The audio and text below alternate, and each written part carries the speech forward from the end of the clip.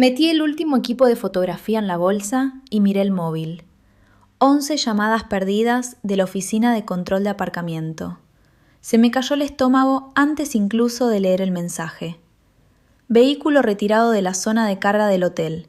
Recójalo en un plazo de 24 horas o se aplicarán cargos adicionales. Perfecto. Absolutamente perfecto. Había estado tan concentrada en conseguir buenas fotos del evento corporativo que no me había dado cuenta de la hora. El director del hotel había sido muy claro con el límite de 30 minutos en la zona de carga, y yo llevaba allí 3 horas. La fotografía profesional no paga lo suficiente como para cubrir la estupidez. Riley me tiró de la chaqueta con su carita contraída por el agotamiento. «Mamá, tengo hambre». «Lo sé, cariño, comeremos algo pronto». Al otro lado de las puertas de cristal del hotel, el agua caía del cielo a cortinas. No era la suave llovizna otoñal que caía cuando llegamos, sino ese tipo de aguacero que te empapa hasta los huesos en cuestión de segundos.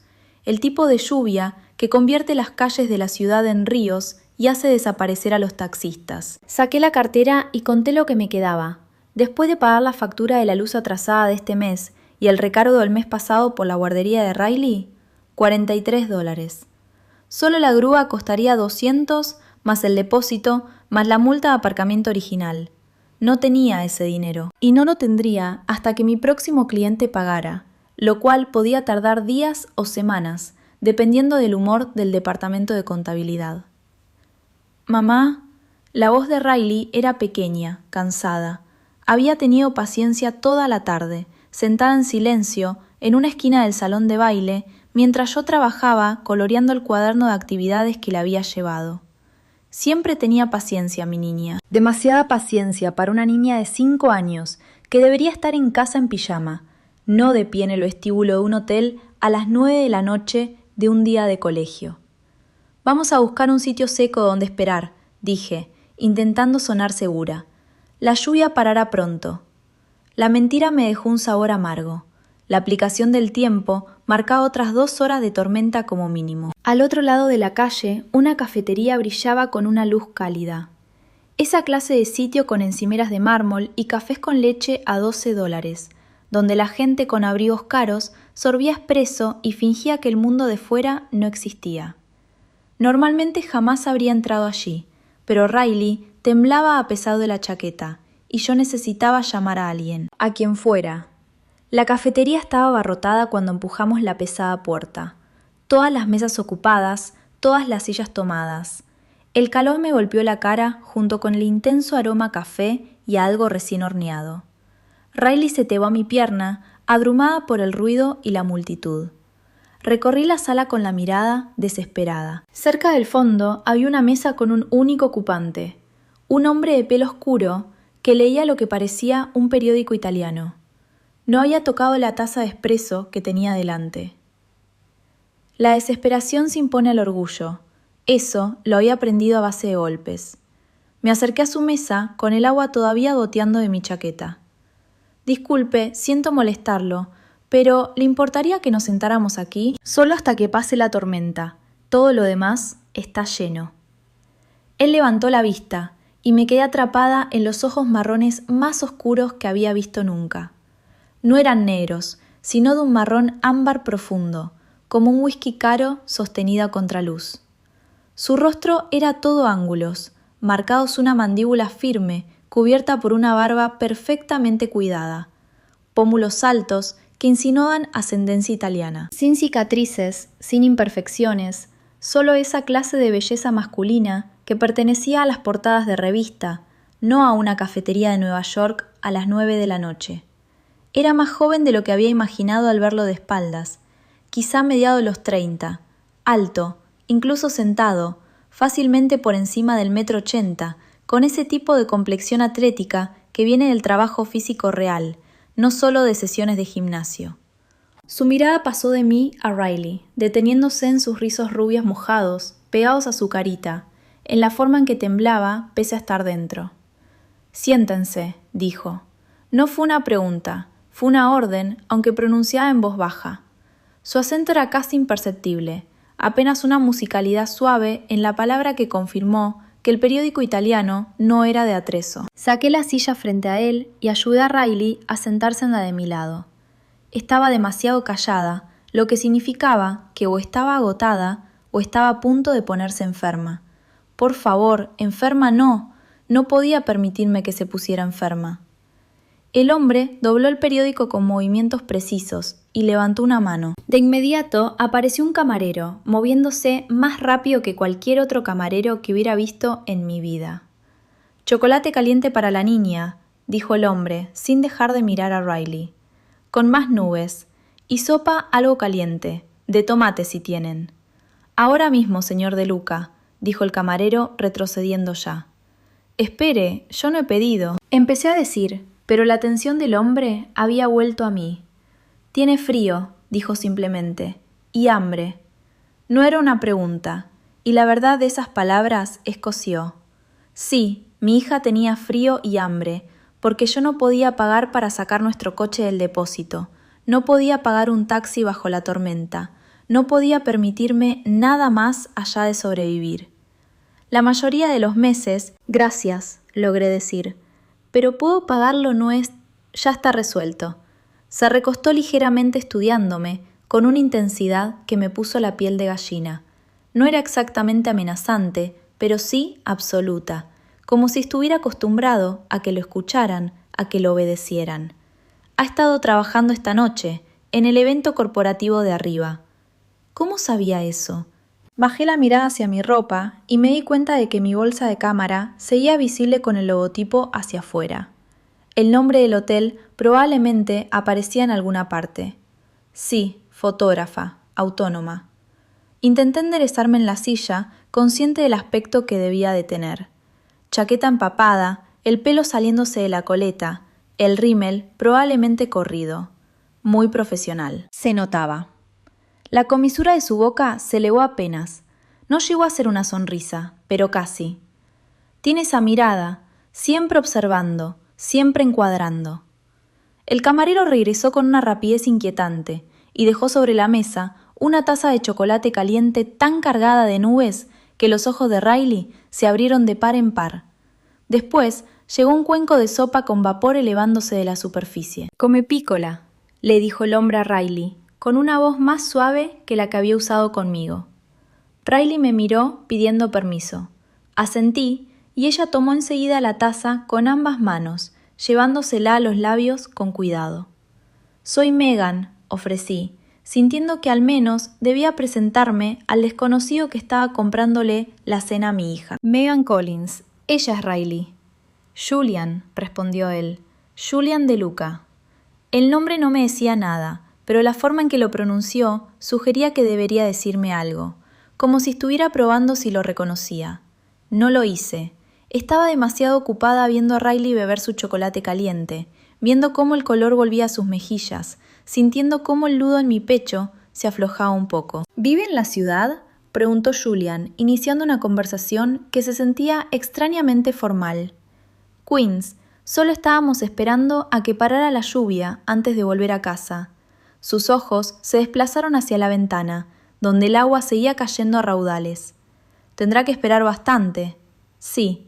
Saqué el móvil y volví a mirarlo. Seguía sin haber respuesta de mi amiga Sara, que quizá habría podido prestarme dinero. Ninguna solución milagrosa para el problema de la grúa. Solo la aplicación del tiempo, confirmando mi miseria. Julián me observaba sin perderse nada. Tuve la inquietante sensación de que podía leer exactamente qué iba mal, que podía ver los cálculos que estaba haciendo en mi cabeza. Depósito del coche frente al pago del alquiler. Taxi a casa frente a caminar bajo la tormenta. Mi bolsa de cámara descansaba a mis pies, y algo cambió en la expresión de Julián cuando la miró. «Se le cayó esto», dijo metiendo la mano en el bolsillo de su chaqueta y sacando una de mis tarjetas de visita. Las esquinas estaban ligeramente húmedas, y la foto profesional, por la que había pagado demasiado hacía 3 años, me devolvía la mirada. No recordaba haberla dejado caer, pero mi bolsa se había volcado antes, cuando me apresuré para sacar una foto del consejero delegado cortando una tarta. «Oh, gracias». «He estado buscando una fotógrafa», dijo Julian, dejando la tarjeta sobre la mesa entre los dos. Para un evento familiar, nada corporativo, algo más personal. Parpadeé. ¿Qué tipo de evento? El cumpleaños de mi madre, una cena, 60 invitados, quizá más. Necesitaría a alguien durante la velada, fotos espontáneas, algunos retratos formales. Hizo una pausa. He visto su portafolio en internet. Su trabajo es bueno, natural, nada recargado. Me había buscado, por una tarjeta de visita que se me había caído, en menos de 1 hora. Es muy halagador, pero estoy segura de que hay fotógrafos con más experiencia que... Prefiero su estilo. Otra vez no era una petición, era una afirmación. El evento es dentro de 10 días. ¿Puedo ofrecerle un adelanto de la reserva si eso ayudaría con la organización? 10 días. Era pronto, pero no imposible, y un adelanto significaba dinero, ahora algo que necesitaba desesperadamente. ¿Qué clase de adelanto? La pregunta salió más brusca de lo que pretendía, pero la sutileza me pareció inútil. Julian dijo una cifra que me cortó la respiración. Era más de lo que normalmente cobraba por un evento completo, y él lo ofrecía por adelantado. Es generoso, dije con cuidado, mientras la sospecha empezaba a colarse. Muy generoso para una fotógrafa a la que acaba de conocer. Tomo decisiones rápido. Su mirada sostuvo la mía, y pago bien por un trabajo de calidad. ¿Eso supone un problema? Sí, gritó cada instinto que había desarrollado durante los 2 últimos años de luchar sola. Cuando algo parece demasiado bueno para ser verdad, lo es. Cuando hombres extraños ofrecen dinero, quieren algo a cambio.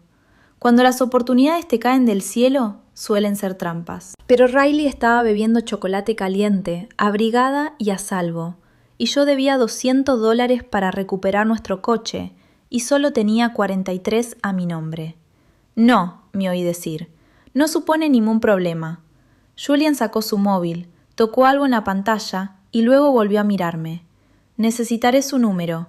Mi chofer pasará a recogerla mañana para ver el lugar y hablar de los detalles. Le di mi número y observé cómo le introducía con los mismos movimientos precisos con los que había doblado el periódico. Todo en él era controlado, medido. El adelanto se transferirá esta noche, dijo. Debería verlo en su cuenta por la mañana. Ni siquiera tiene mis datos bancarios. Su tarjeta de visita tiene su página web. Su página web tiene su portal de pago. Lo dijo como si fuera obvio que lo era, pero aún así me pareció invasivo. Como si ya hubiera mirado demasiado a fondo, como si hubiera averiguado demasiado. El cuenco de sopa frente a Riley estaba medio vacío, y ella empezaba a desplomarse en la silla, el cansancio ganándole al hambre.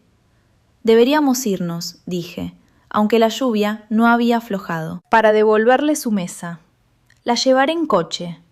Empecé a negarme de forma automática, pero Julian ya se estaba levantando y poniéndose un abrigo negro que parecía costar más que mi alquiler mensual. Me detuve antes de hacer la comparación, antes de catalogar la evidente distancia de riqueza que había entre nosotros. No importaba, esto era trabajo. No es necesario, intenté de todas formas. Está diluviando, no tiene coche, tiene una niña cansada. Él enunció hechos, no argumentos. Yo tengo coche y chofer, es práctico. No se equivocaba, y mis opciones eran limitadas hasta casi no existir. Asentí demasiado cansada para seguir peleando. Julian caminó hasta el mostrador y habló brevemente con el hombre que estaba detrás. Hubo intercambio de dinero, aunque no vi cuánto. Cuando volvió, llevaba la chaqueta de Riley, que había estado colgada en su silla. «Vamos, Pícola», dijo en voz baja, ayudando a Riley a ponérsela con una delicadeza sorprendente. «Es hora de volver a casa». Riley lo miró con una curiosidad somnolienta. «¿Eres un príncipe?». La pregunta lo tomó desprevenido. Por primera vez desde que nos habíamos sentado, su expresión cambió hacia algo casi humano, casi cálido. «¿Por qué piensas eso?», preguntó, agachándose para quedar a la altura de sus ojos. «Estás en un castillo», dijo Riley, señalando vagamente la elegante cafetería. «Y nos estás ayudando, como en los cuentos». La boca de Julian se curvó en una sonrisa auténtica, y eso transformó todo su rostro. Lo hizo parecer más joven, menos intimidante. «No soy un príncipe», dijo. Solo alguien a quien no le gusta ver a la gente con frío y hambre. Fuera, un coche negro esperaba junto al bordillo. No era un taxi ni un Uber. Una berlina con cristales tintados y un chofer que apareció en cuanto pisamos la acera sosteniendo un paraguas. El chofer abrió la puerta trasera sin decir nada, con movimientos eficaces. Estaba hecho como un muro ancho de hombros y sólido, con esos ojos atentos que sugerían un pasado militar o de seguridad. Dudé en la puerta del coche, mientras una parte primitiva de mi cerebro gritaba una advertencia. Subirse a coches con desconocidos, la regla número 1 para mantenerse a salvo en la ciudad. Pero Riley ya estaba entrando, atraída por el calor seco, y Julian esperaba con paciencia la lluvia empapándole los hombros. Entré. El interior olía a cuero y a algo amaderado caro, cedro quizá o sándalo. Julian se deslizó a mi lado, manteniendo una distancia cuidadosa, mientras Riley se acurrucaba en el asiento más alejado, con la cabeza ya cayéndosele. El chofer se apartó del bordillo con suavidad, y nos incorporamos al escaso tráfico nocturno. Le di mi dirección en Queens, y si le pareció poco impresionante comparada con el lugar donde viviera Julián de Luca, no lo demostró. El silencio en el coche era pesado.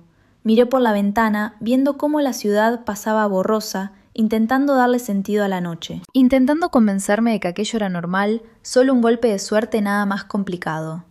Julian no habló, no sacó el móvil, no hizo nada más que existir en el espacio a mi lado, con aquella misma quietud controlada. A mitad del trayecto, la vocecita de Riley rompió el silencio. ¿Los príncipes tienen castillos? Julian la miró a ella, luego a mí, con algo parecido a la diversión en sus ojos oscuros. Algunos sí, le dijo. ¿Tú tienes un castillo? Algo parecido. Riley asimiló aquella información con seriedad. Mamá dice que los castillos ya no existen, que solo están en los libros. Tu madre es muy sabia, dijo Julian, pero ahora me miraba a mí, no a Riley. Pero a veces la realidad nos sorprende. No supe qué decir a eso, así que no dije nada. El coche se detuvo frente a mi edificio 40 minutos después, cuando por fin la lluvia empezaba a amainar. Parecía exactamente lo que era, un bloque de apartamentos deteriorado en un barrio que había visto décadas mejores. Grafitis en las paredes, una luz de seguridad rota, basura acumulada en las esquinas. La expresión de Julián no cambió al verlo, lo que de algún modo lo hizo peor que si hubiera mostrado repugnancia. Gracias por traerme, dije, recogiendo a Riley, que se había quedado profundamente dormida. Y por la cena, y por el trabajo. No tenía por qué hacer nada de eso. Mañana a las 10, dijo Julian, en lugar de reconocer mi agradecimiento. El chofer estará aquí. Estaré lista. Llevé a Riley hasta la entrada del edificio, su peso familiar y reconfortante contra mi pecho. En la puerta me giré, impulsada por algo que me obligó a mirar. Julian no se había marchado. Seguía sentado en la parte trasera del coche, visible a través de la ventanilla, observando. Asegurándose de que entrara a salvo, comprendí. La idea hizo algo extraño en mi pecho. Aflojó algo que llevaba meses apretado. Le saludé una vez torpemente, y luego atravesé la puerta hacia el vestíbulo, que olía a humedad y aceite viejo de cocina. Para cuando subí a Riley, le puse el pijama y la arropé en la cama. Ya pasaban de las 11. Miré el móvil una última vez antes de dejarme caer sobre mi propia cama. Una notificación brillaba en la pantalla. Ingreso bancario. La cantidad exacta que Julián había prometido, ya transferida. Me quedé mirándola durante un largo momento, mirando la prueba de que esa noche había sido real, de que mañana podría recuperar mi coche, de que al menos, por un rato, aquella carrera desesperada por sobrevivir podía aflojar. Pero bajo el alivio, una pregunta me roía. ¿Por qué? ¿Por qué Julián de Luca, fuera quien fuera, había decidido ayudar a una fotógrafa cualquiera y a su hija en una cafetería? ¿Qué quería de verdad? Me quedé dormida antes de poder responder, vencida por el agotamiento. Mañana volvería a verlo, vería su castillo, significara lo que significase. Mañana podría empezar a preocuparme por el precio de su generosidad. Esa noche, Riley estaba caliente, alimentada y a salvo. Aceptaría esa victoria por muy temporal que pudiera ser.